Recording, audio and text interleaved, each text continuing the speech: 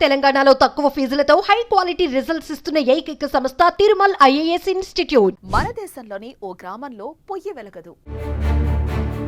అంటే ఆ ఊర్లో ఎవరూ వంట చేసుకోరు.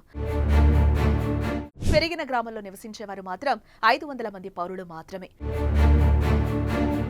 మరి వారు ఎక్కడ తింటారు, ఏం తింటారు? దేశంలో ఎన్నో గ్రామాలుంటాయి. గ్రామంలో ఎన్నో ఇళ్ళు ఉంటాయి. ఆ ఇంటిలో ఓ పొయ్యి ఉంటుంది. దానిపై నచ్చిన వంటకాన్ని వండుకొని కుటుంబ సమేతంగా తింటారు. కానీ నేనిప్పుడు చెప్పబోయే విషయం తెలిస్తే ఆశ్చర్యంగా అనిపిస్తోంది. మన దేశంలోని ఓ గ్రామంలో పొయ్యి వెలగదు. అంటే ఆ ఊర్లో ఎవరూ వంట చేసుకోరు. నమ్మశక్యంగా లేకపోయినా ఇదే నిజం. అయితే మరి వారు ఎక్కడ తింటారు, ఏం తింటారు? అసలు వంట చెయ్యకపోవడానికి కారణం ఏంటి అని తెలియాలంటే గుజరాత్ వెళ్లాల్సిందే.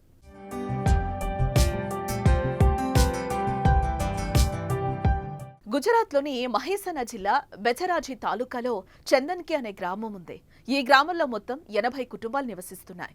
2011 జనాభా లెక్కల ప్రకారం చందన్కి గ్రామ జనాభా 250 మంది. అందులో 117 మంది పురుషులు కాగా 133 మంది స్త్రీలు. ప్రస్తుతం గ్రామంలో 1000 వరకు, పెరిగిన గ్రామంలో నివసించేవారు మాత్రం 500 మంది పౌరులు మాత్రమే. వారిలో ఎక్కువ మంది వృద్ధులే.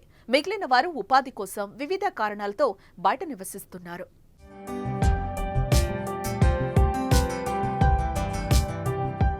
చందన్కి గ్రామంలో నివసించేవారు ఎవరూ వంట వండుకోరు. అందరూ కలిసి ఒకే దగ్గర తింటారు. దీనికి కారణం ఏంటంటే ఎక్కువ మంది సీనియర్ సిటిజన్లు నివాసం ఉండడంతో వారికి పనిచేయటం, వంట చేయటం చాలా కష్టమవుతోంది. దీంతో గ్రామానికి చెందిన ఓ కమ్యూనిటీ హాల్ ఉంది. అందులో ప్రతి ఒక్కరూ ప్రతిరోజు భోజనం చేస్తారు. ఇందులో రోజుకు 2 సార్లు భోజనం పెడతారు. భోజనం కోసం ఒక్కొక్కరికి నెలకు 2000 రూపాయలు డిపాజిట్ చేస్తారు. ఇక్కడ సంప్రదాయ గుజరాతీ ఆహారాన్ని అందిస్తారు. ఇంట్లో వండుకునే ఆహారం ఎలా ఉంటుందో అంతే రుచి, నాణ్యత ఆహారం పెడతారు. దీంతో వారంతా ఆనందంగా, సంతోషంగా ఒకరితో ఒకరు మాట్లాడుకుంటూ ఆరగిస్తారు.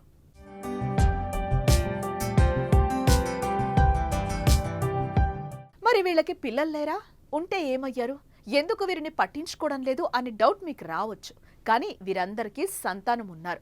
వారిలో చాలా మంది మంచి ఉద్యోగాల్లో, ఉన్నత స్థాయిలో ఉన్నారు. కానీ గ్రామంలో మాత్రం లేరు. విదేశాలు, పెద్ద పెద్ద పట్టణాల్లో నివసిస్తున్నారు.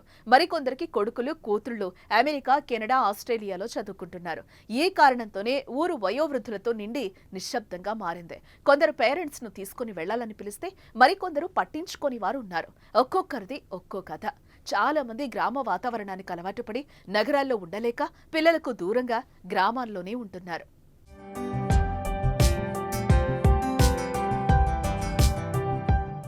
వృద్ధుల కష్టాలను గుర్తించి ముందుకెవరొచ్చారు అంటే వినిపించే పేరు పూనాంబాయి పటేల్. న్యూయార్క్లోని 20 ఏళ్లు ఉండి తర్వాత గ్రామంలోకొచ్చాడు.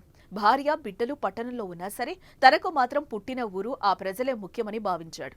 గ్రామంలో చాలా మంది వృద్ధులు ఆరోగ్య సమస్యలను వెంటాడుతున్నట్టుగా గుర్తించాడు. చిన్న చిన్న పనులు కూడా చేసుకోలేకపోవడం చూసి చలించిపోయాడు.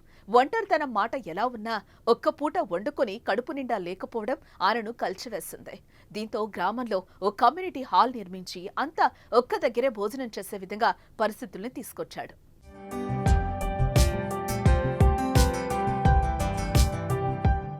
జీవిత చరమాంకంలో ఉన్న వృద్ధులకు కావాల్సింది పంచభక్ష పరమాన్నాలు కాదు. కేవలం నలుగురితో ఉండి 4 మాటలు, అందరితో సరదాగా ఉండాలనే ఆశ. చందన్కి అనే గ్రామం వృద్ధులు పిల్లలకు దూరంగా ఉన్నా ఒకరికొకరు కమ్యూనిటీ కిచెన్ ద్వారా ఒక్కటే మంచి భోజనం చేస్తూ సరదాగా గడుపుతున్నారు. భారతదేశంలోనే ఈ గ్రామం కథ చాలా ఆసక్తికరం కదా. ఎంతో స్ఫూర్తిని నింపుతూ ఆదర్శంగా నిలుస్తోంది. దీనిపై మీరేమంటారో కామెంట్ చేయండి.